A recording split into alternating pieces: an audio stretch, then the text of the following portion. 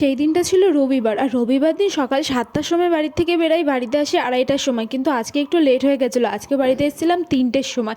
একটানা 4 জায়গায় ড্রয়িং করাতে করাতে নিজেই হাঁপিয়ে উঠি। বাড়ি চলে এসেছিলাম, তারপরে বাড়িতে এসে বিকেলবেলা পড়াতে যাওয়ার সময় জল ভরছিলাম, যার জন্য কিন্তু আরেকটাও কাণ্ড করে ফেলেছি। পুরো জল ফেলে ওই জায়গাটা একদম জল জল করে দিয়েছি, তারপরে মুছে নিয়েছি। কিন্তু পরের দিন সকালবেলা তোমাদের সঙ্গে দেখা হচ্ছে। এখানে কলেজে চলে এসেছি শ্রাবণী, আমরা সবাই মিলে আজকে আরও বেশি মজা করেছি আগের দিনের তুলনায়। যেই ভিডিওগুলো তোমরা আগে দেখেছো তার থেকেও বলতে পারো বেশি।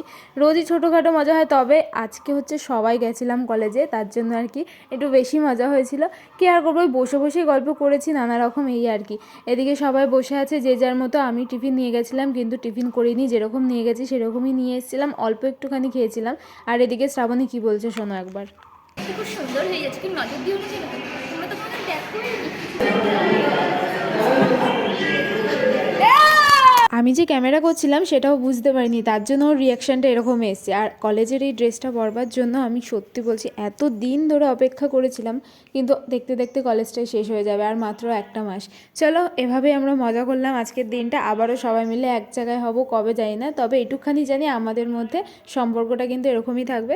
দেখা হচ্ছে তোমাদের সঙ্গে পরের দিন। ভালো থেকো, টাটা।